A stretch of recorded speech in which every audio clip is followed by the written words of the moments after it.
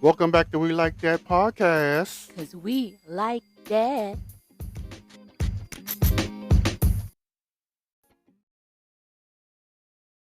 I'm Joe. And I am Calvin. And welcome back to We Like That podcast. Because we like that. All right, you want to jump straight into That Happened with Joe? That happened with Joe. So, there's a person on here Bong. who's been doing AI soul music renditions of like classic songs. Stop. AI is going to destroy this world. Did you ever watch Gummy Bears as a kid? Sure. Okay. Do you remember the theme song? Yes. Okay. I'm going to play a little bit of it. Oh, God. This is Nick Harrison. I'm in a hotel, I'm on the road, but this one could not wait any longer.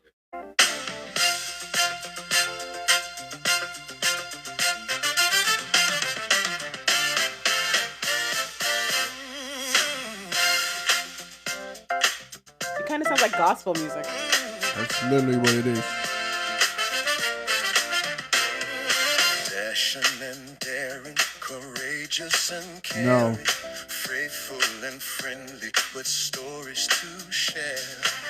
All through the forest they sing out in chorus, marching along as their song fills the air. Gummy bears bouncing here and there and everywhere.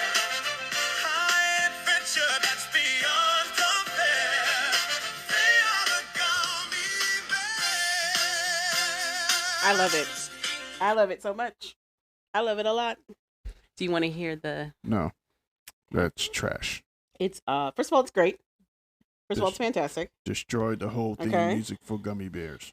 First of all, Destroyed it improved it. No, it did not. It absolutely did. Not at all. Absolutely did. No, it didn't. Because the original, don't get me wrong, original Gummy Bear is good. But this was Stop. excellent. I loved No, it. It wasn't. It uplifts the soul. I loved it. No, it didn't. It just made me angry. Now, the DuckTales one he did does make me angry. You don't need to improve on that song either. Stop. Just a little bit of it. And make the theme DuckTales. This is Nick Harrison again. Challenge accepted.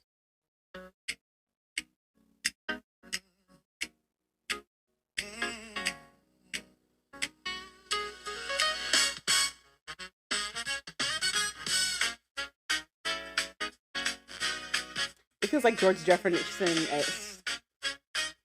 Sound like gospel music. again. Life is like a hurricane here in Duckburg. Race cars, lasers, airplanes. It's a duck blur. Might solve a mystery or rewrite history. DuckTales. Okay, we don't need the rest of it. I don't know Yeah. if this is going to come over because it's going to sound like background noise. Well, Hopefully. if you listen to the last one, it came through. Okay. So, I just think it's not good. okay. So those is to break the ice and then to get into something a little bit more real. Are you familiar with Park on 14th?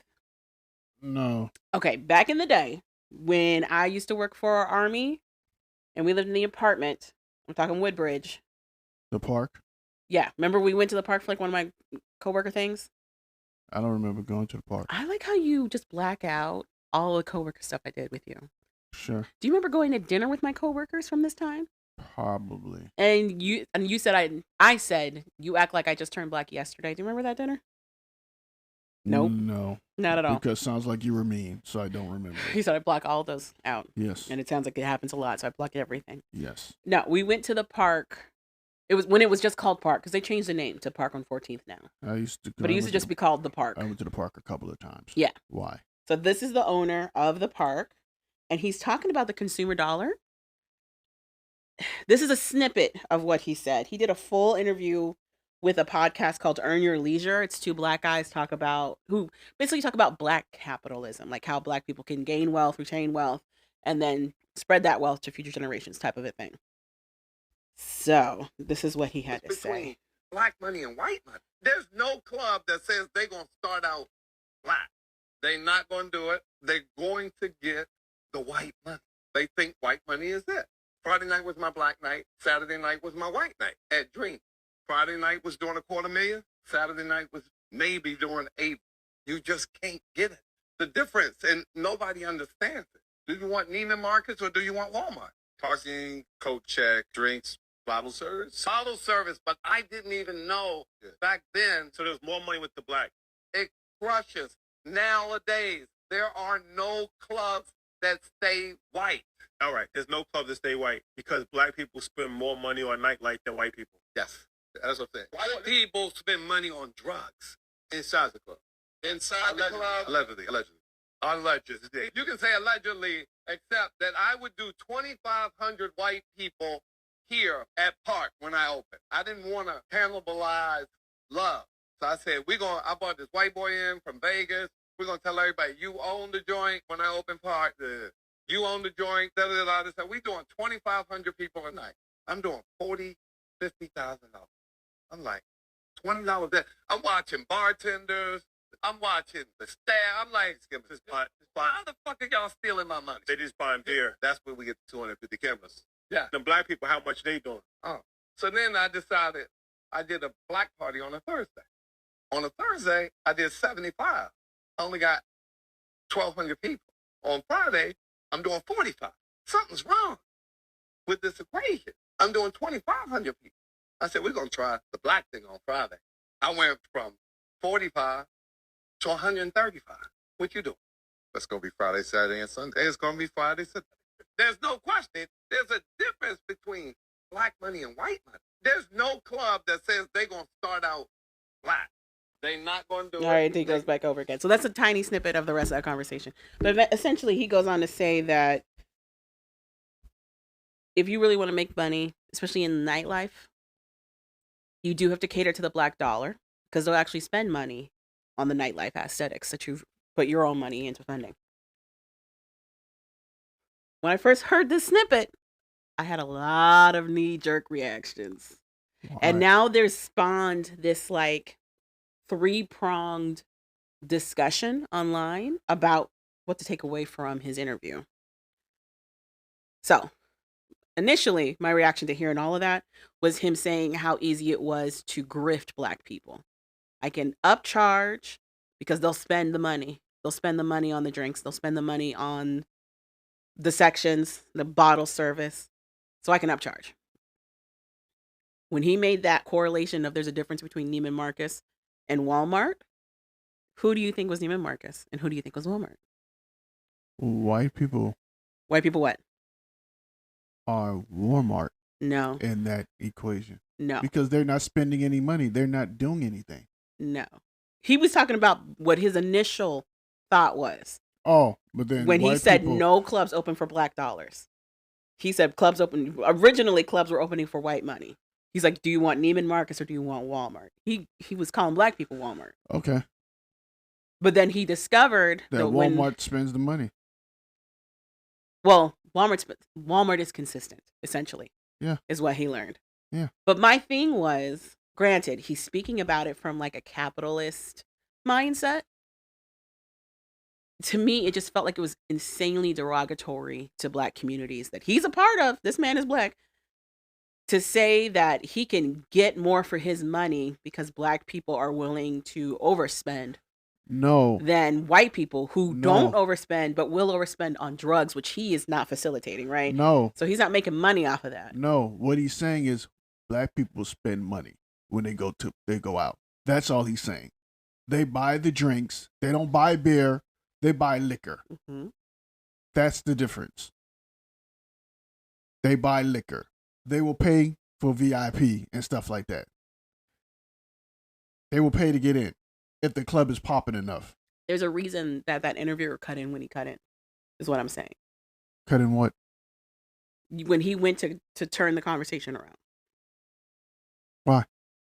Because he knew that guy was digging a hole for himself. So when they leaked this clip, or I should say leaked, when they posted that clip, it got a lot of traction. And then they had to go back and post like an extended piece to kind of like, I don't want to say cover their ends, but to show that he wasn't just speaking down to one community.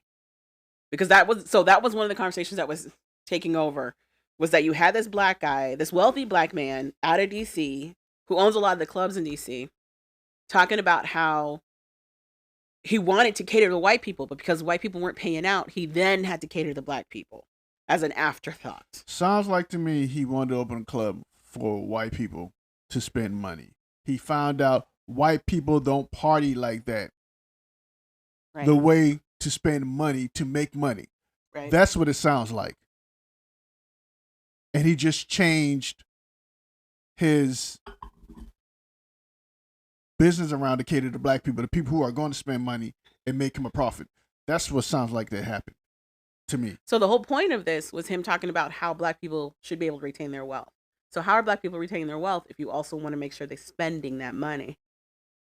If you're simultaneously trying to look out for black wealth and at the same time utilize the black dollar by like surcharges, upcharges, whatever, Javon, how does that work? that whole thing is talking about black people in business, owning businesses. I understand that. So that's what that whole thing is about. That's what they talk about. It has nothing to do with black people who don't own businesses. Or Then anything. why compare Neiman Marcus to Walmart?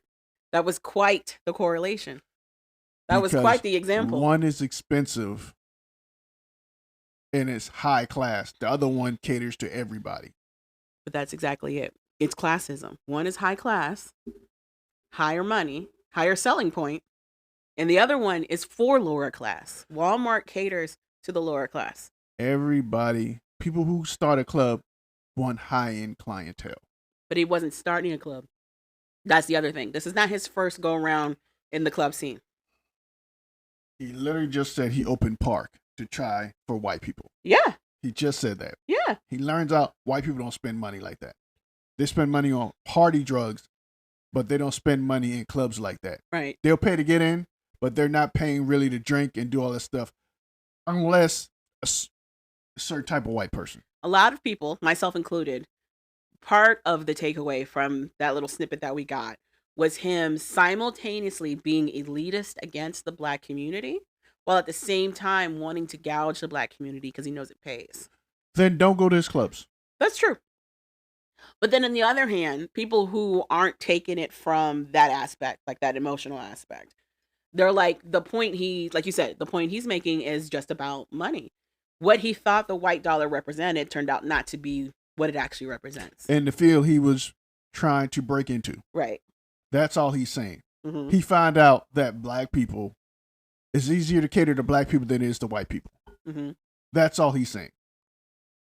So he's like, I'm going to make more days for the black people because they're the ones spending money. I think that's all he's saying. The other takeaway was him saying that he hired an actor out of Vegas to pose as the owner of that club. For the white people, yes. In order to get more of them to come through. And it didn't work. But why do you think he went that route? Because he's trying to get white clientele. It was just very telling and very interesting. No. Granted, it means he understood game. He understood that if he was the one that stepped out, it would harm his money. So he was like, let me go about this in a different way. He literally thought he could make more money off white people. That's what he was trying to do. It didn't work out that way. Mm-hmm. That's all. White people don't go to clubs. They go to bars. So if you listen to what he said, Black Night was Thursday, not Friday. Yes. So Yeah. Friday, Saturday, the biggest nights for most people who go out, he was catering to white people. It didn't work. Right. That's why he switched it around. That's all he's saying. Uh-huh. White people don't go to clubs like that. They go to bars. Mm-hmm. And you got to be in a certain area. So do you remember going to Park? Yeah. Do you remember what was required in order to go to Park? A dress code. They had, at the time when we went, they had one of the strictest dress codes to go. They've upheld that. It's still a pretty strict dress code. Why do you think that is? You don't go into business to lose money. You don't want a certain clientele to be in there shooting up your joint or causing a problem. Then people don't want to go. But those are the people who will drop that money. You know what I mean? That's not always the case. Mm-hmm. Also, we both know dressing up does not take away the ghetto-ness. That's not going to stop some stuff from happening. What do you want me to say? I'm saying there's a threaded line of elitism and classism with the capitalism that comes along with what he's talking about. Okay. He positions this, and the podcast tries to help him position it that he was trying to uplift people by talking about the high value of the black dollar. But other people are talking about how he makes it sound like we're suckers. We're an easy grift. Sound like he was talking economics. Okay. And if you feel that way, then stop going to clubs and spending your money. Well, so that apparently that is what is happening. A lot of people aren't going to clubs anymore. Okay, then. That is something that's happening. I don't see the problem. Talks about moving into like brunch spots and more like fine dining experiences than just the club. Because the club scene is changing. Dying, but changing. Not as many people are going there in the ways that we used to. The club scene is changing because people don't party anymore. People party. No, they just don't party like that. No, they don't. They go as an aesthetic. That means they're still going, though. Not as much as they used to. Because now it's getting outpriced for that reason. Well, so now they want other stuff to be happening. So like watch nights are hugely popular in the DC area, where like a reality show is airing and people go to like that bar or that club to watch the episode with the public, basically. So there's like an event happening while they're there. It's not just them mingling and dancing. Because people don't party like we used to. Which I said they still party. It's just not how we used to. And I'm saying they're not partying. They're going for you an just event. said they don't party like we used to. Yeah, they don't party. They don't. How many clubs have you been into where there's no one dancing really? They go there for the aesthetic. It's like you said. I really don't. They go there clubs. for the event. I don't go to clubs. It's just an event. Outside of the club we went to for Dejana's birthday, I haven't really been clubbing. So, and the club we went to for Dejana's birthday, no one was there. And when they finally did get there, they just stood in groups and didn't do anything. Just literally just stood in groups. We were the only people dancing. It was insane. So, like I said. And we paid to get in there. So, like I said, that's what it is now. If you want to go party and have a good time and actually dance, you have to go to places where there are more older crowd, like the VFWs. I can't believe I just plugged the VFW. But you're not wrong. But VFW also does bingos. Cabarets and stuff like that. Fish. What do you think Fish Market is? Because it's not a cabaret. A bar. It's just a restaurant bar. That's all it is. But it makes money. Because people go there to mingle and have a good time. And it's an atmosphere now. People go for the ambiance, the atmosphere. So clubs have to change their game up now. That's all. And he was talking capitalism. If you feel a certain way about it, then don't partake in none of his establishments. I think the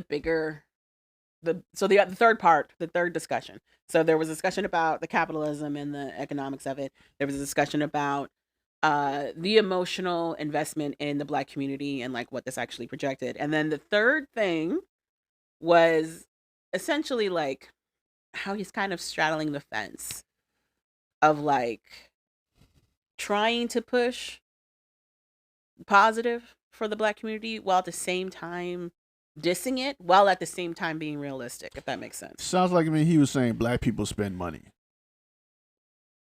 I didn't hear in there that he upcharges anything or he does anything gratuitous. The rest of that podcast is where he talks about it.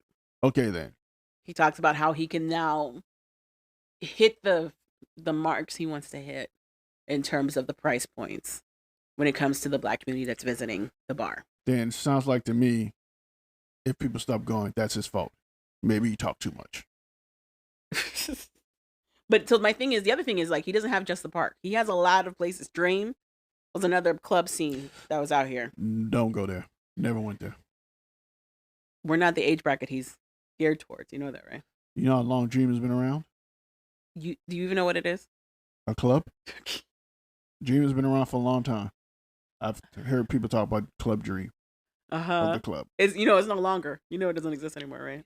That's what I'm saying. I never went. Okay. I went to H2O. Which also doesn't exist anymore. I went to the park. I think Zanzibar or something else. Probably. We hit the Jamaican spot, didn't we? The reggae club that used to be there on U Street. I don't know what the hell that's also gone now. Called. But yeah, so after the pandemic, a lot of these spots left. Park was one of the few that stayed and has managed to stay. It's one of the few, which is also why he was on that podcast. I think it was Crossroads. I don't even know. Crossroads was a thing. I don't know. But you know what cracks me up? Fish Market, Clyde's, like those are still those are still around. But those are under different management. They're under different management, but they are also still around because they're restaurant bars. That's why. There was another one. I think it starts with a J. Jasper's? That one. I don't even know if people still go there. Yeah, it's still around. But it's not as popular as it used to be. Like, it just, things change. People change. That scene, the younger generation don't go for the same reasons to the club that we went to. We went to get funky and dance and have a good time and mingle. They don't go for that reason. I think the other thing is, again, social media. Like, they care about maintaining a look. Yeah. We did not. Yeah. So, like I said, the last time in the park, we did not. I think 90% of the club was in VIP. Last time I went to park, I ruined the dress I bought to go to park. I ended up spilling like alcohol and wing sauce on me. Still continued to dance. Couldn't get the stains out. Had to throw away a whole dress. But yeah. Whatever. But yeah. Yeah. 95 to 96% of the people were in VIP. But anyway, the other parts of the podcast that was not in the clip I just gave you, he essentially talks about how like black consumers are willing to overspend. They're willing to spend money they don't have to keep the experience that they want. Dumb people are willing to overspend. That's what I take from that. That's not everybody. Just certain people are. Why? Who knows? That's on them. Dumb people. Okay. It's very interesting. Like I said, when I went, the only reason I went in is because I didn't drive. Yeah. Me and Calhoun were like, we're not paying to get in here. We're leaving. I don't think we had Uber on that stuff at the time. No, we didn't. This is like 2005, 2006. Uber really wasn't a thing yet. So. Taxis were. And we were not about to pay a taxi to drive Taxis back. were expensive. So it was like. And we were pissed. I had to take a taxi from Naylor to Alexandria. It was the most expensive taxi ride I've ever had. Was it Naylor? No. I think it's by Iverson. That club that closed. There used to be shootouts all the time. That's right up that way. It's by Naylor. Yeah. Metro station across the street. Yeah. Anywho. But yeah, so that's what happened with Joe. I found it interesting. That was his statement on it. It was very interesting to me. I don't find it. But I think I found it interesting because, like you said, after I had to settle some emotional thoughts What I'm down, saying, I'm not shocked by what he said. But I am shocked that people who don't club the way that we used to club are dropping that much money. It must be just for the gram. Yeah, that's exactly what it is. Mm-hmm. Like, they're buying bottle service and not drinking the bottles. No, they're drinking. No, I heard they would literally pour it out on the ground just to show that they got money, and it don't mean anything to them. Which is, you get stomped out back in the day for doing some dumb shit like that. Park doesn't let you do that anymore. They're still spending the money. But what I'm saying, that's what they do. That's what I'm saying. To buy bottles, not to drink them. Mm-hmm. That's what I'm saying. I wish you would. You buy a bottle back when I was in my 20s. Like that anymore. You buy a bottle when I'm in my 20s. Before you turn around, that bottle is gone. I can't drink like that anymore. Gone. I can sip, and it's like once a week maybe, if that. I used to buy bottles back in the day. I never bought a bottle because I could never finish it. Buy bottles. But yeah. But it is what it is. And that's it. That's all I got for That Happened with Joe. You want to move into the show? That happened with Joe. Well, you want to talk about... Oh, we didn't do any true crime. We didn't do any true crime. So we're just talking about well, we could talk about 90 Day Fiance. We could talk about Love After Lockup. And whatever else you want to talk about. Sure. Love After Lockup. Okay. It's Love During Lockup. Sure. And apparently we're close to the finale already. Apparently we're close to the finale, like she said, which I was shocked. But then again, all the good seasons go by fast. You think this was a good season? Yeah. Okay. It was better than the last couple of seasons. That is true. So we're gonna start with Bonita, the Damon and Goddess. Yes, the quintuplets or whatever they call it. Quintuplets is 5. Whatever. Triplets? Trituplets, whatever. Sure. Anywho, they're trying to figure out what's going on with the locker. Oh, I'm sorry. The Goddess and Damon's mother are still trying to figure out what's going on with the locker. Going on with the storage unit. Why they can't get in. They tell Damon. So Damon calls Bonita and like, what's going on with the storage unit? Why my mom and can't get my stuff and stuff. She's like, I don't know. What's going on? What extra lock? This is extra lock? I don't know what they're talking about. So Bonita's playing dumb. And then she turns it. Why do they need to get in the locker? Aren't you coming back to me? What is the purpose of this? When aren't you telling me? And she starts to go off. And he gets scared. He does. And he goes, bye, click. No, he spins it. He spins it fast and tells her he was hesitant to let her know that he's not getting out. He didn't want her to know, allegedly, that he wasn't going to be able to get parole. He didn't want to disappoint her. And it changes her tune. He's lying because he's getting out. But she's smarter. She's like, something don't make sense. Something don't add up. She never says that. She says he's a good guy. Okay. He was just trying to calm me down. Okay. And she tells him to keep his head up. Like I said, she's stupid. You just said the opposite. Stupid is kicking it back in again, I guess. Interesting. Meanwhile, he's telling Goddess basically to like keep her cool. He lets her know that Bonita is not aware that him and Goddess are serious. But I don't know that she's aware that him and Bonita are technically engaged. So Goddess Ubers to go see him in the jail. In the county. Yeah. She gets there and gets told. No, it's not county. It's a state. Correction facility. Yeah, it's a state one. She gets there just to be told it's family day and she can't come in, which is weird. No, because they would have had to basically do a lot of screening for family day and they wouldn't have allotted for regular visits, like unplanned ones. And hers was an unplanned one. So they told her, negative, go stand in the rain. And pretty much that's where we leave her, in the rain, standing. And he tells her he has something to tell her. And I guess we'll find out in the finale what he has to tell her. Dun, dun, dun. We also have Monique and Titus. We've also got Felicia and Rich. Monique and Titus. Titus is upset because Monique uses her friend's boyfriend and friend to bring in a new chair into her apartment. That's it. And he doesn't like it. He doesn't like that she has a friend. He doesn't like that the friend has a friend who helped. He doesn't like that the friend had a friend who also helped. He doesn't like none of it. Monique says he's just possessive and he's very protective. He's dangerous, girl. I don't understand. You just gave us a speech about how you won't just let anybody around you. This man is clearly abusive. Pretty and you're like, much.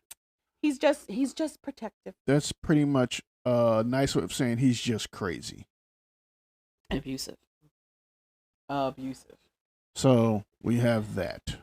She's also supposed to go see him. And that's up in the air because she don't know if she's going to go. But she's going to go. No, she knows she's going to go, but she's worried he might not She goes, see her. And then I guess something happens and we don't know what happens.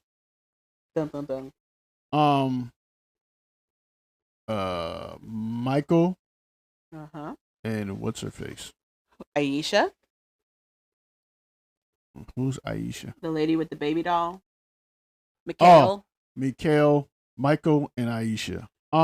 So she finally tells her daughter, who is a correction CEO, correction officer at a prison, that the guy she's seeing is not on the farm. He's pretty much in jail, and he's in jail for life. Yes, and her daughter reacts predictively and is like, "He's running game. Don't trust nothing he says." So, and according to her mom is single as a bird right now. So her mom tells her, and he tells her that her mom is paying for him to get a lawyer to see if he can get out early because he was wrongfully, I guess, given more time. He's saying that he wasn't represented correctly. They violated some of his civil liberties with the representation he had, the public aid he received. So, backstory, if you don't know, he got time. He got like 3 or 4 years. Then he was sent back to court, and that's when he got life. But we should also say that this was his third strike, and originally he got the 3 to 4, and then it was like they realized it was his third strike, and he got more time. And he's saying they shouldn't have done that. So technically, they shouldn't have. They already gave him time. There's a window to do this. You can't retro. Okay. It's not retro. Those are new charges. He said that. He got new charges the second time he went. So they made up new charges. They didn't make anything up. Okay. Sure. It's not me in jail. Who cares? And she talks to him. He meets her daughter. She talks to Michael. She grills Michael. She grills him, and then that's it. She basically tells him, "I don't trust you and I don't believe you." And he goes, "Well, okay." And that's where they ended. You want to talk about Felicia and Rich, or you want to talk about Felicia, Rich, Emily and Justin? Felicia, Rich. I don't even remember Felicia and Rich. Felicia's still mad at Rich because he after he talked to her friend, he was like, "Yo, let's go smoke somewhere." And she was like, "Why are you trying to thirst after my friend?" And he was like, "Are you dumb?" No, he tried to hook up later to go smoke with his friend. Yes. At a time that it would be dark outside. So she got upset about that. They're still talking about that. I guess he calms her down. Or whatever. Not really. He just keeps calling her dumb. I think she decided to switch tactics, in my opinion. So, she want to hurt the money he given her. Which I can't blame her. She gets him to calm down, and they're whatever. I guess at some point, he's going to meet her parents. It's going to be a mess. And that's Felicia. And what's his face? Justin. No, Rich. Justin is with Emily, and Emily meets with Justin's ex and best friend. Emily meets Brittany and Laura. Ashley or Laura, something like that. Who's Ashley? I don't remember. I can't remember that girl's name. Laura. They meet at a burger joint. She gets this huge ass burger. Rewind it just a little bit. This is after she had her conversation with Justin. He wanted $6,000. She was like, "I don't have that money." And he was like, "You're leaving me in the lurch." And now she's meeting up with who she thinks is just Laura, but it turns out it's going to be Laura and Brittany. So, Brittany, she thinks she's going to beat Brittany. Laura shows up with Brittany, and she's like, "Why is Brittany with Laura? I thought Brittany didn't like Laura." So now you two, they're best friends or whatever. So they pretty much come to tell her that she's trash. And that Laura is Justin's ex-girlfriend, by the way.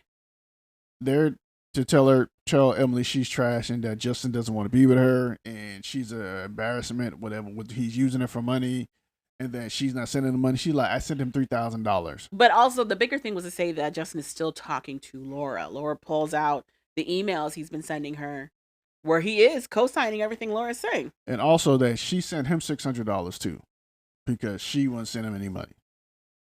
And Laura sent him $600? Yes. And she's like, because he said you won't send him any money, you're not taking care of. She's like, "No, I sent him $3,000. He said, "No, you did." I'm like, "Yeah, I did." It was interesting that the conversation goes from, "Bitch, I hate you, he wants me," to, "I think he's using both of us." It's very interesting. So then Emily decides she's going to throw pieces of burgers in this girl's faces. And then Brittany decides she's going to throw the whole burger in Emily's face. And Emily pretty much wears the burger on her face. It's funny because then Emily goes, "Go outside," to them. And then Brittany has the audacity to be like, so much for family friendly, whatever. Da da da da. I can't believe I'm being kicked out of this place. What do you mean? Anyway. So. And then Emily calls Justin again to be like, hey, what the heck is going on?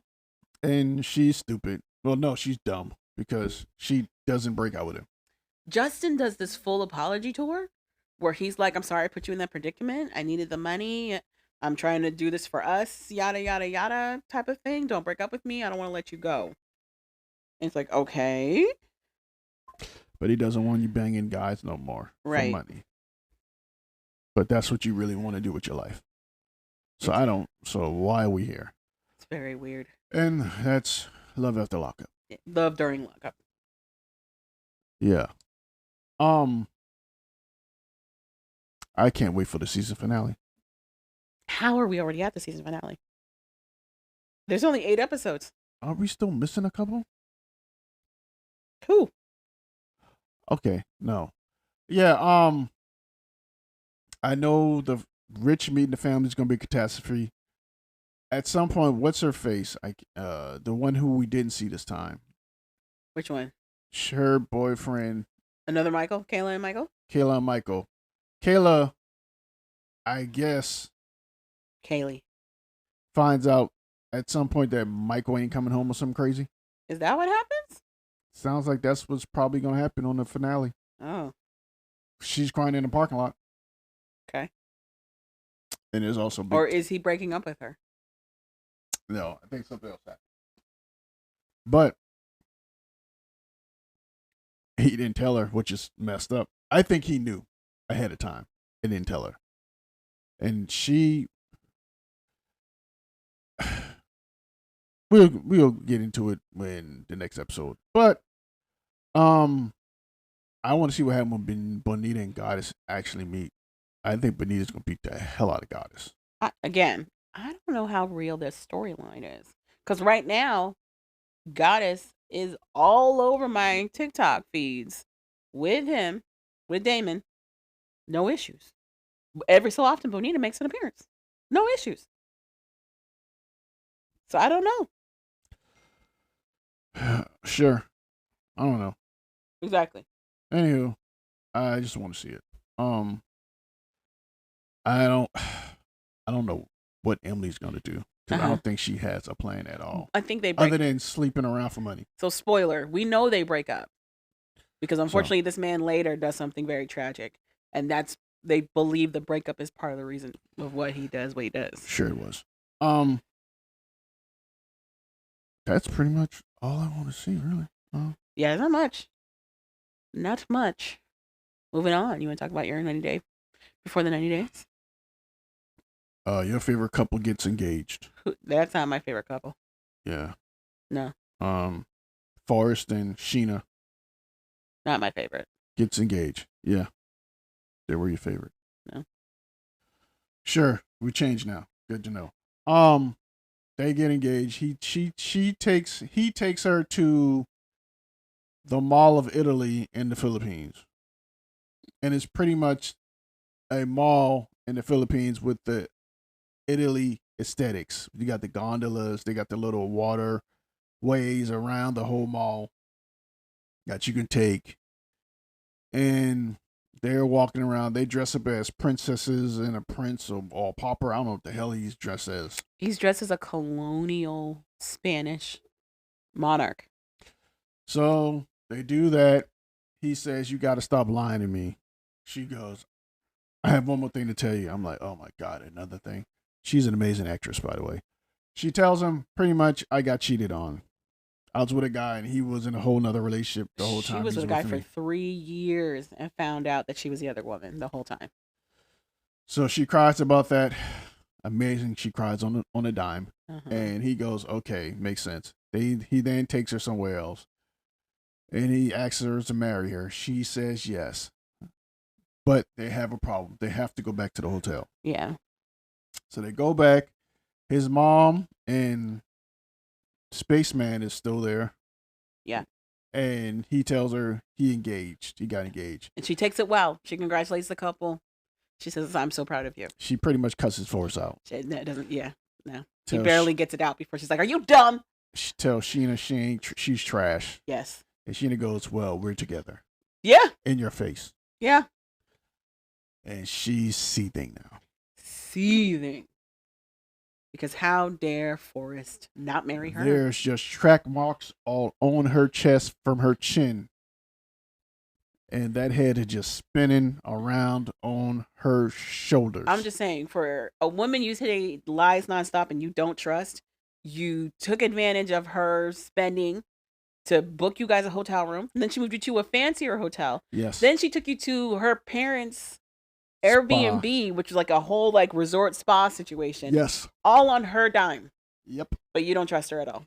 All right. And your son has no job. At all. She's pretty much taking care of your... I almost said the wrong word. Okay. On this show. Uh-huh. Dumb son. And you're upset. Because she's taking advantage of a guy who has no money. Taking advantage how? Again, I don't know how. She's the one being taken advantage of. So... What is Forrest giving her? Other than that dick? That, he hasn't done that. He hasn't. I'm just staring at Colin. Sure. They did say that they've been waiting for like a special moment for that. It's going to be funny. The noises. It's going to be like animal noises. I don't know why you think this. What's she call him? Bear. Oh, God. Baby bear. Take it, baby bear. I don't think she would say take it. He might say it. He might say it. Imagine his mom next door just hearing all that. I don't know why you think that. I feel like Sheena would go to her place because Sheena has her own place. Sheena, that'd be the ultimate get back. Just to be making crazy noises. Sheena has her own place. She was only staying there to be respectful. Again, for her culture, she's trying to make sure that she's taking care of his parents. Funk up her hotel room, then leave and go to your place first. Just to put it even more. And then do like what dude did in Baby Boy. That's what Sheena should do. I've never seen Baby Boy in its entirety. You're not missing much. And that's Sheena and Forrest. Uh-huh. Oh, Emma and Ziad became my favorite couple. Emma and Ziad, pretty much Ziad breaks up with Emma because he finds out she came there last year and got engaged. He breaks up with her because she lied. Not because she came and got engaged. He broke up with her because she lied to him. All Ziad wanted to do was get it. He got it, now he's gone. Actually, I don't hate him for it. I'm not mad at him. He didn't even want that. I'm not even mad at him. She had to drag that out of him too. He didn't even want to do that. And what made it even crazier or funny is she tried to throw it in his face like he took it. And she took it. Like he slept with her. Like he tricked her into sleeping with him and then broke up with her when it was the other way around. You pushed for that. He didn't want to do that. To Ziad's credit, as an outsider looking in, to me it looked like he was taking a respectful route to this. He was happy to see her when she got off the plane. He was trying to take care of her. He made sure that she was in very lavish, like hotel rooms, like hotel settings, accommodations. That place. He kept it separate because he was also being respectful of his own religion. And he told her that, and she got upset about it. And she kept trying to pick fights the whole time. The whole time. Nothing was ever right. And he was like, I don't know what else to do for you. She threw herself on this man and blamed the man for her throwing herself on him. And he's like, I'm done. So he just took off his mic and just got in a He was already reaching done. And then when he found out that she lied to him, because she hinted that she might have been in a relationship already when she started talking to him, but she spun it like they were already at the ends of it. But then she said, as like a last resort, her and that guy got engaged. And he's like, what are you talking about? He couldn't take it anymore. And I couldn't blame him. I can't blame him. But then she goes on to say that like, oh, because the other thing that he got mad about is that she's still talking to that dude. That's why he got even more upset. She's still talking to her ex. Okay. Because remember, she said she was wondering how she could make plans to see him while she was in Morocco. Sure. She also said, that's why it wasn't good when he got in the car and drove off. that pissed her off. She also said that he also was talking to other people. And we learned offline, I shouldn't say offline, outside the show, that he is an ambassador for Morocco. So his job is to talk to other people. And that's Ziad and Betty. Betty? What's her face? Emma. Emma. She also cries, but no tears come out of her face. And I don't know if that's because of the Botox or what. So we have that. We got a Viva and Stig. Viva and Stig, pretty much Viva's aunt and her. I don't like the way she be talking to this black girl as like she's a servant. Come, tell him what you told me.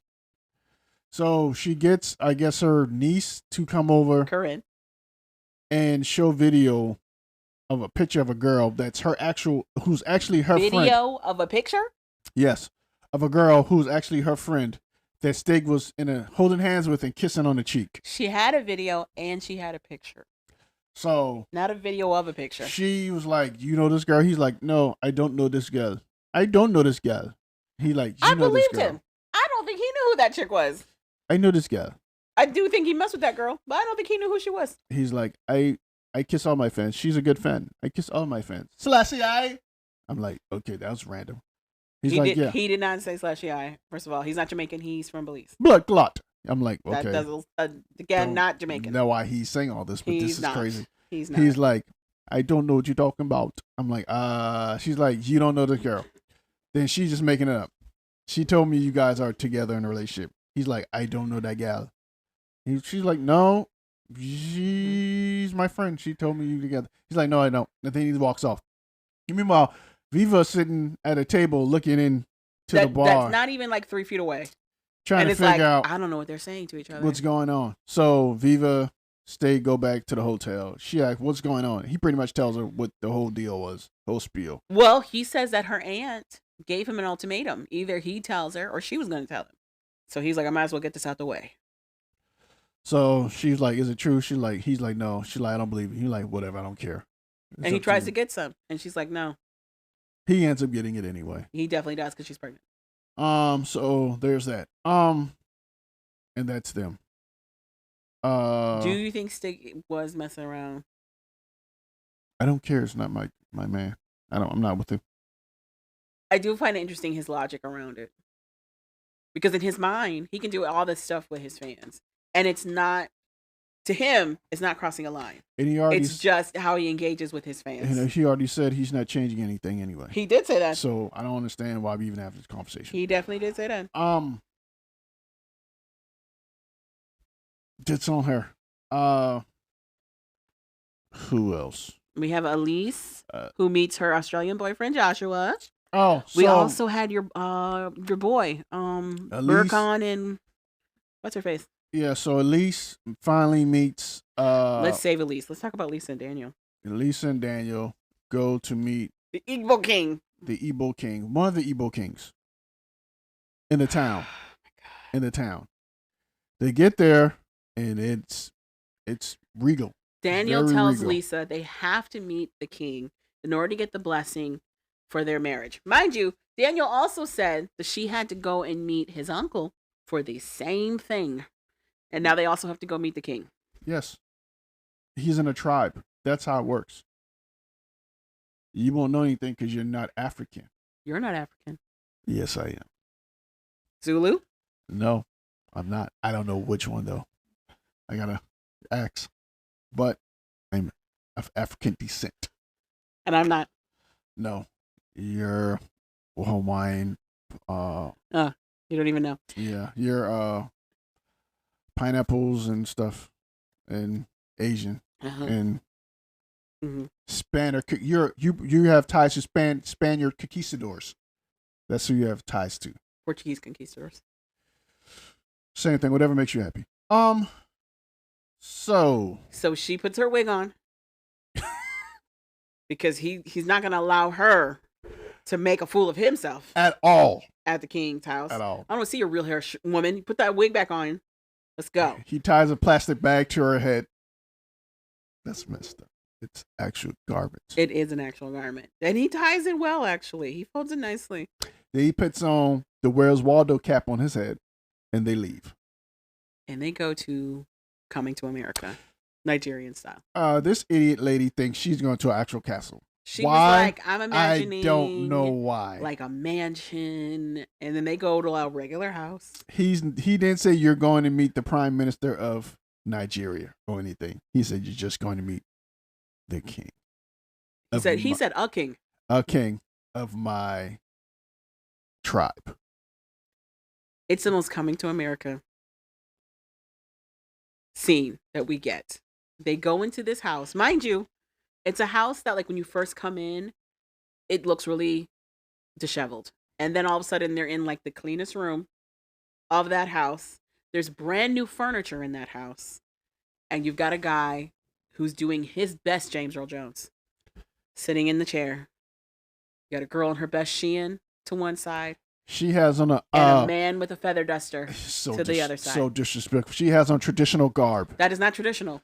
And you keep saying, boy, Calvin, that was neon cheetah print. It was neon cheetah print. When these Nigerians come after you, don't call me. It was neon when cheetah the Nigerians come after print. you, don't call me. I know nothing. I know nothing. It was neon cheetah print. He sits there. He says, next to a bar cart. He says, welcome. What is your name? He says kneel. Kneel before me. She kneels. She calls him my king. She's like, your grace. He's like, flip your hands over. Flip your hands over, my child. And he goes, so you're going to take care of Daniel? And she goes, yeah. Going to take care of Daniel. And he goes, I don't believe you. And she starts to giggle. And he gets mad. Why are you laughing? Did I laugh? And Daniel's like, she's embarrassing me. You don't laugh until I laugh. If she laughs in front of him like this, unprompted, it makes it look like she's not taking him seriously. So he gets his backgammon board. Yes. A couple of bones, some sticks. Pokes at it a little bit. Rolls a dice. Says he has to talk to the ancestors. Rolls a dice. Sevens. He gets sevens. He's like, you guys are I'm fit being disrespectful, but you're doing to all be this. married. I didn't say anything. I'm just telling people what happened. He does not yell sevens. He still yells sevens. No, he doesn't. Snake eyes. Interesting. So if he rolls snake eyes, the ancestors aren't happy. He rolls sevens, ancestors are happy. Neither of that is true. He rolls sevens. Neither of that is true. He said, stand up, my child. Neither of that is true. The ancestors have granted you access to your man. He says, well, allow it. Blessing. So dance. And they dance for him. To no music. And he's like, she is a great dancer. Laugh with me. She laughs with him. And then that's it. The uncle's happy. He's happy. They live life happily ever after until next week when he finds out something about her and then he leaves her. But that's Daniel and Ibuke. What's her name? Lisa. Well, her African name. Nope. So. Nope. You are so disrespectful. You are disrespectful. To the culture. You're disrespectful. That girl had on traditional garb. She did not. Yes, she did. Oh God, we're gonna get censored. So then you have Burkhan and Laura. Pretty much, Burkhan has been laying it down on Laura, so he gets a pass to go smoke some. She is so happy. Hash or whatever. Some shekish. Whatever. He goes smoke. He leaves and smokes. She calls. She is beaming. She is glowing. She calls the bestie. The bestie who has a hit show on TV on Netflix or whatever. Is it Netflix? Nope. What is it on? I'm not telling you so you can be further disrespectful to this man. It's on Prime. Nope. He's Fallout 4. He's the ghoul in Fallout 4. Amazing actor, by the way. He's amazing. Fallout 4 is not on Prime. Fallout. He's amazing. She calls him, and he's like, "I have to come and see this." She shares for out the box that Burkhan is rocking $50,000 of debt, and he's like, "Huh?" And she goes, "Other than that, he's treating me well. I've never felt so loved." And he goes, "He's just using you for money. He knows how to play the game. He knows how to make you feel special because it's been a minute since you felt special by somebody. I think you should dump him and come home." And she's like, No. Which is insane because she fully asked this man before she left, do you want to get together? And he said no. I don't know why he cares so much. He doesn't want to be with her. He doesn't want her. So I don't understand why he cares. He's like, just be alone like me. Let's be alone together. And I don't. And she. No, I don't want to date you. you. She would be stupid to sit here and wait until he's ready to be with her. She'll be stupid. His qualms about Burkhan are not unfounded, but at the same time, to tell her to just end it all is insane. Yeah, it's unfounded. It is unfounded. No, he has a lot of debt. He does. It's unfounded because you don't get to do that. What do you mean? You don't want her. So you don't get to tell her what she should and shouldn't do. Oh, I see what you're saying. You don't get that luxury. I think he was trying to also angle it as the friend. No, he's not. As a friend, he was concerned. No, he's not. That's how he started that conversation. No, he's not. I think he is concerned. He's trying to play both sides of the spectrum. I agree. So no, you don't get to tell me that. But but I also think concern is in there. Whatever. You let me destroy my life. You don't care. If you care so bad, stop me from destroying my life by being with me. I think the points he made about Burkhan's debt and the expectations Burkhan has about how to get that debt settled were founded. I don't care. Do I agree with him that she needs to drop everything and just come home? No. It's easy to say when you're making a ton of money on a hit show. What's easy to see? It's easy to say that when you're making money on a hit show and you have money. You say he has the money. Of course it's nothing to him. Yes, exactly. You're crazy and disrespectful and rude per usual. So. And that's Burkhan and whatever faces. Laura. Now we can talk about Elisa and Elisa's pretty much, she's off This is the first time we're seeing Elise. This is the very first time we're seeing Elise. She's from 90 Day the Vacation or the Hunt for Love. Hunt for Love. She's from that. She messed with Rob and then ended up messing with another guy and it didn't work out. Yeah. So she's pretty much going to Connecticut to see her parents who are loaded. Her dad is pretty much couch ridden right now because he had surgery. Destroyed both his knees somehow. No, he had replacements, not destroyed them. What means you destroyed them? If you got to replace your knees, you destroyed your knees. Or it can just be, he's older. It could just be normal wear and tear. He's on his knees a lot. As he should. As he should. Should for what? If he wore his knees out by being on his knees, as he should. His wife is happy. Happy. He has you know what they call that? War stories. It's fine. No, they call that he got money. That's what they call that. She kissing on him more than just he got money. I'm just saying. Okay. I'm just saying. I think he makes her a very happy lady. Sure he does. Anyhow, and that's part of Elise's whole story. Is like her parents went on a blind date. Whatever. And they've been inseparable ever since. Her parents were forced to be together. We don't know about forced. Maybe set up. Forced. I don't know about forced. Nice way of saying set up. So she's trying to find that. She goes to meet her friends, who there wasn't a real thing in at that whole table. Her friends look like 3 Bratz doll versions of her. It wasn't a real thing at that table. Everything, the only real thing at that table was the table. So they're sitting there talking to her. She's stupid and crazy for going to Australia to meet Joshua because she's never met Joshua in person. And oh, by the way, he stays with his mom, and he has no money. He's broke. They're like, sure, you're stupid.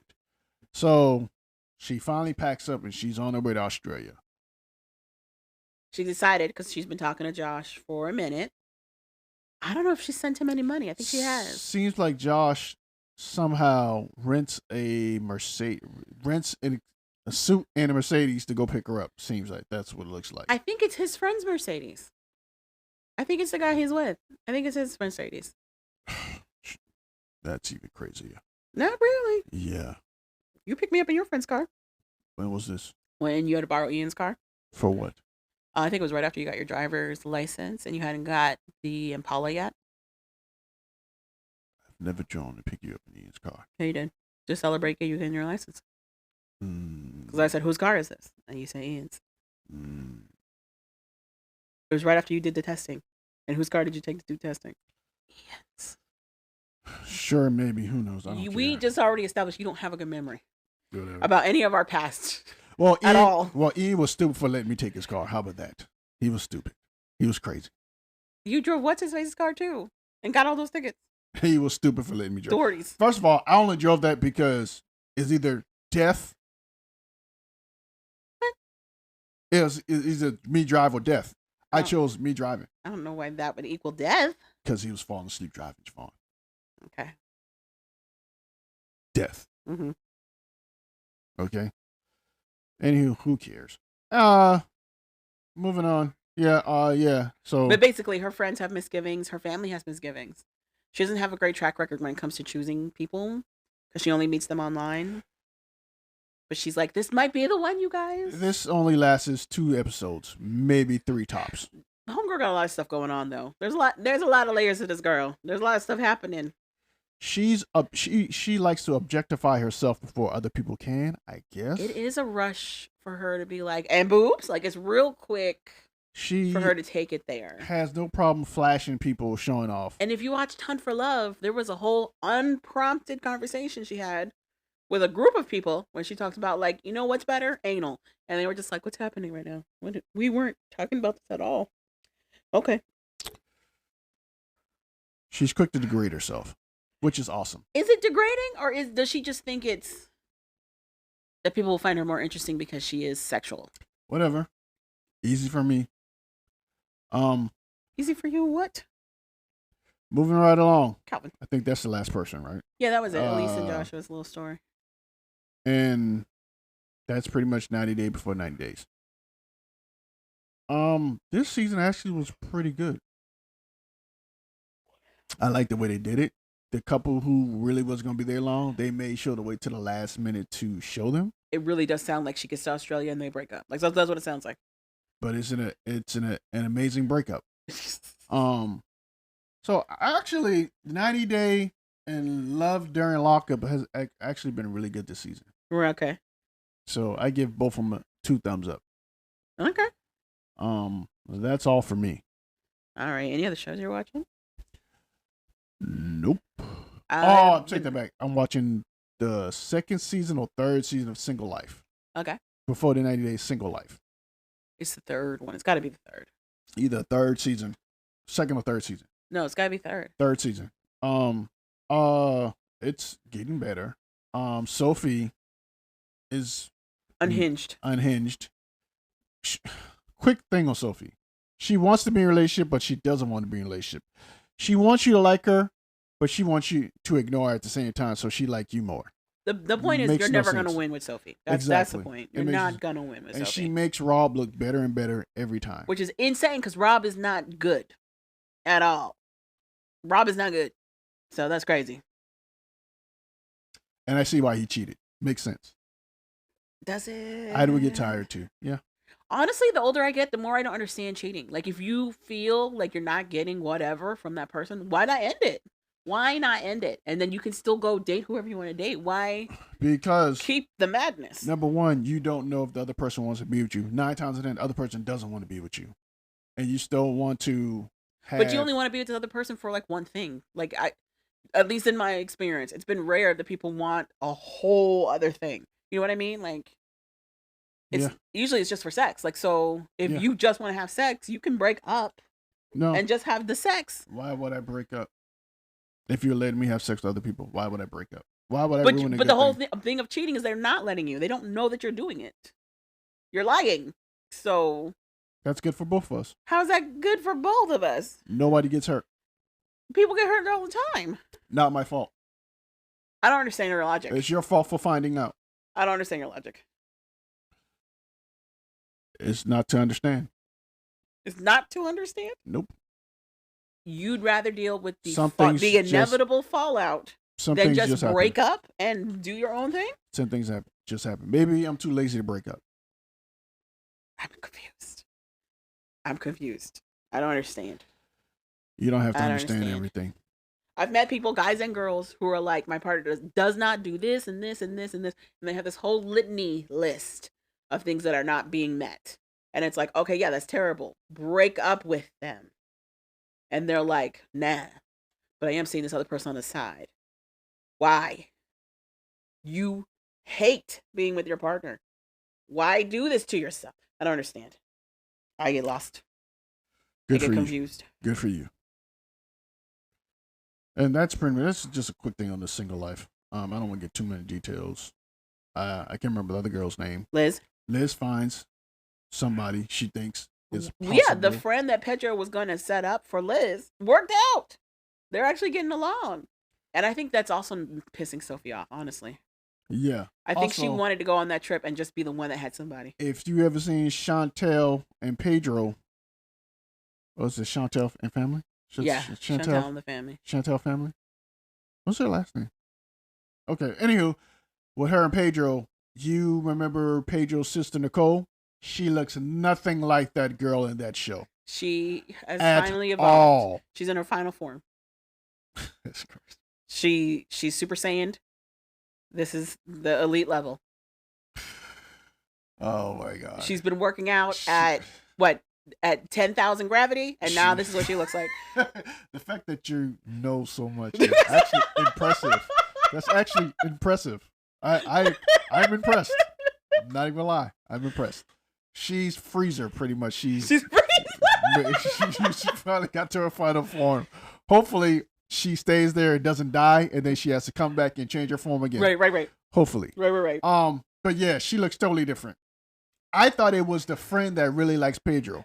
Which, to me, why does Pedro try to hook up with her? He did. It didn't work. Oh, he did try. She found out he's an asshole. He's a jerk. Oh. She married a dentist. She married money. Oh. She married somebody with money. Smart. She did get smart. Okay. Anywho, yeah. Maybe that's why they're no longer friends. They're still friends. Okay, cool. Who cares? She's just not in the show as a love interest. So yeah, that was one thing that was. And they barely showed Nicole. They barely showed her. I didn't even know who he was talking to. He keeps saying sister. I'm like, who is this girl? He's calling his sister. I'm like, oh my god. You got another sister. Is this one of them things where you got a friend that y'all so close you call it sister? I'm not gonna lie. At first, I thought. Remember how he had his whole storyline where he finally knew the truth about his dad. Yeah. So I thought it was another sister from like that, from like his dad's side. Okay. That's what I thought. And then he was like Nicole, and I said, who? Okay. Yeah. Huh? Okay. And it's Nicole. Yeah. What's her face? She's trying to turn her friend into her boyfriend. I want to say Vanya. Vanya is trying to turn her new friend into her boyfriend. Yeah, she is. He doesn't want her. So, okay, one more time. Did she kiss him or he kissed her? She kissed him. Okay. And he was like, ew. So they were platonic all up until this point. Yes. She kissed him. He didn't really react. Yes. But they're still hanging out. And she's like, so what is going on? And he's like, I don't want to be. He doesn't want her. Okay. It's one of two things. He's gay. Or he has a girl. I'm wondering if it's also maybe cultural. But a lot of South Asians I know, a lot of Indian guys, their parents want them to marry Indian. So like they'll mess around with non-Indians. Like they give a damn. And then they will marry an Indian. Like they give a damn what their parents do want. I mean, they don't even live in the country. His parents could be living in this country. Whatever. It could be. I don't know. I just think it's those two things. It doesn't seem that he's attracted to her. It doesn't. At all. So, that's Vanya. We didn't see Kimberly. Oh. So let's talk about Kimberly real quick. Basically, Kimberly lets it known to her son that he has a brother and a sister out there in the world that she gave up for two adoption. children for adoption. Yeah. While she was in the military. One is his biological, like same father, same mother sibling, and then the daughter is a different father. So she had two kids with the same guy, and she gave one up and kept one. He made her give one up, and then I guess reluctantly kept the other, because he doesn't have a good relationship with his dad. She could have gave him up too. So maybe she was like, I'm not giving up any more kids. Whatever. She didn't have to give up the first one. I guess I'm confused. I guess I understand being upset that your mom wasn't that truthful. I guess I don't understand where his like rage is coming from. That's what I'm saying. I don't understand the rage. Yeah. It has nothing to do with you. At all. At all. I think also the rage is she used him Yeah. To catfish. Well, not catfish. No, yeah, to catfish. She reached out to his brother pretending to be him. She did. So she used him to get to the brother. Yeah. Which is messed up too. Yeah. But other than that, I don't understand his vitriol. Unless maybe she also did it for the sister. Whatever. Also, how dare you have this vitriol towards me, but you need me to survive? How dare you? He's a douche. So I don't. Yeah. Well, whatever. You raise what you. But also, I'm wondering, like, he went from being an only child to having siblings. Like, I wonder if that also is missing with him. Whatever. It ain't that serious. It is for him. You're 50. But does it matter? Do it matter at this point? No. To him, it does. Whatever. Because he's a kid. Yeah. That's why. Grown ass man. Not grown. Well, you got that right. And that's pretty much single life. Okay. I've been watching Love is Blind. It's depressing. Because blind. It's depressing. Because blind of love. That's what it should be called. It's becoming ever clear that the non-Christians are not getting married at all. And it really looks like Love is Blind struggled to find a stable couple and had to go back into their archive and pull one up so that they could have at least one couple get married because they didn't want to have another season where no one got married. Well, and there's the Devontae conversation is getting wilder and wilder as the days grow on. It's not Love is Blind. When love sees itself, it doesn't like it. That's what it should be called. When love sees itself. I think it should be called, is it love? I think it's what it should be called. Because they're saying love, and they're saying to each other that they love each other, but it's been such a short amount of time. They haven't really gone through a lot of obstacles together. Don't do it. Or learned about each other. It's not great. But so, like, it's insane. Devontae, the half white, half black guy who made it very known that he does not date black women, is really struggling in his relationship with a half black woman. She's not even full black, and he's still like, ugh, a brown. So that's crazy. And we're gonna edit that part where you say, ugh, a brown. Like if you looked at her, you would not think, oh, editor, get that out. She's black. Like you wouldn't think this at all. Like, but whatever. He's just like, ugh, throw up in my mouth. He's stringing her along though. She's like, you never like really compliment me. And I think it's just your personality. I think you're just not the type to do that. And he's like, sure. How many ways I have to tell you I don't like you? He hasn't without told telling her. You I don't like you. He hasn't told her is the whole thing. And now she's thinking we're planning for a wedding. Like she's about to go wedding dress shopping.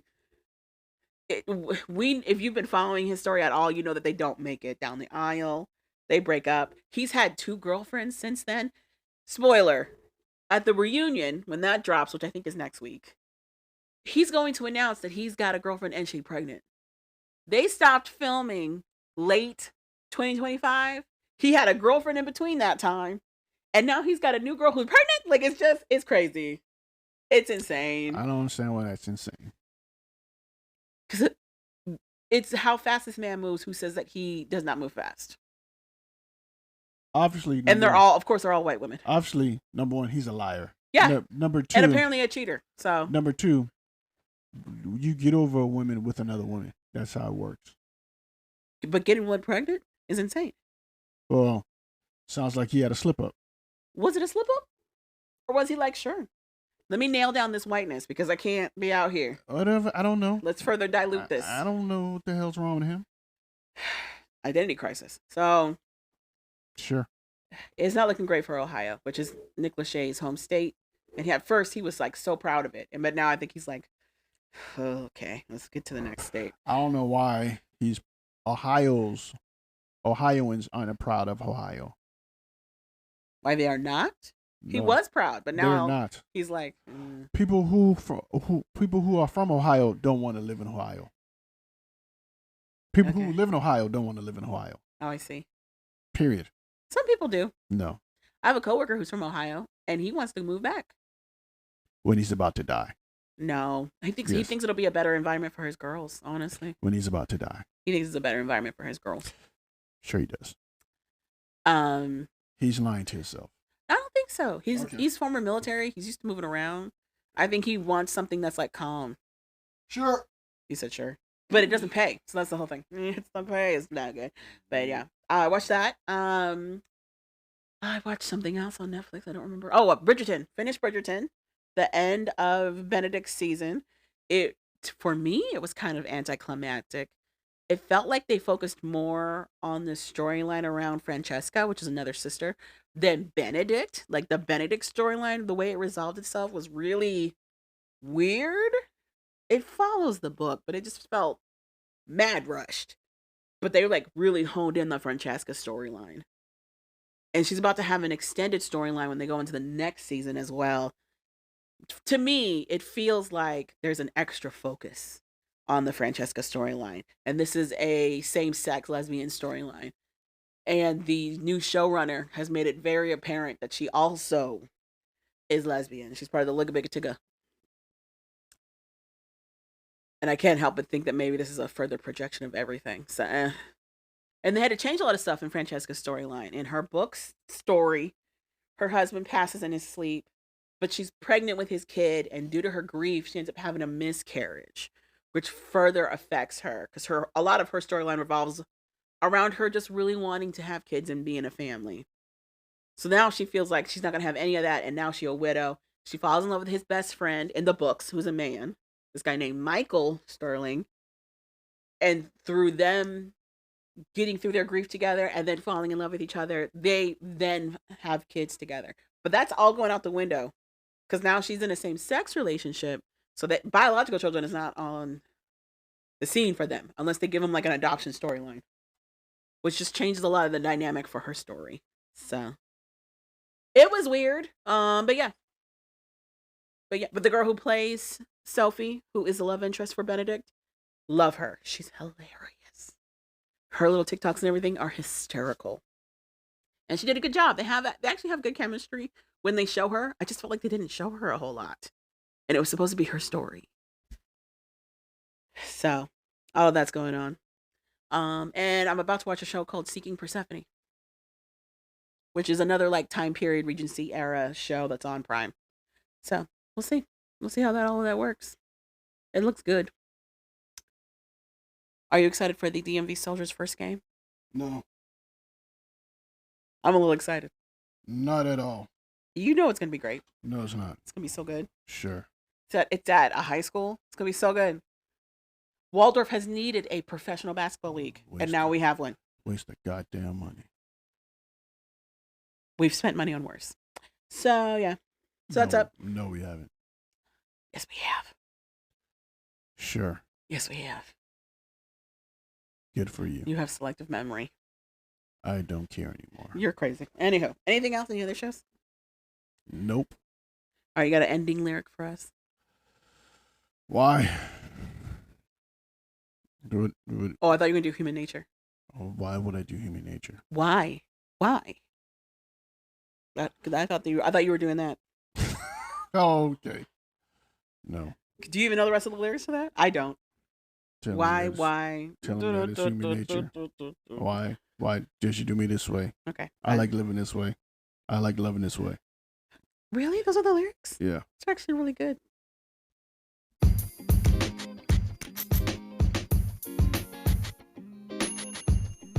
Thank you for listening to We Like That podcast. So we like that. Go ahead and click that subscribe button. You know you want to. And rate us 5 stars. I'm Javon. I'm Calvin. Later, people. And we're out.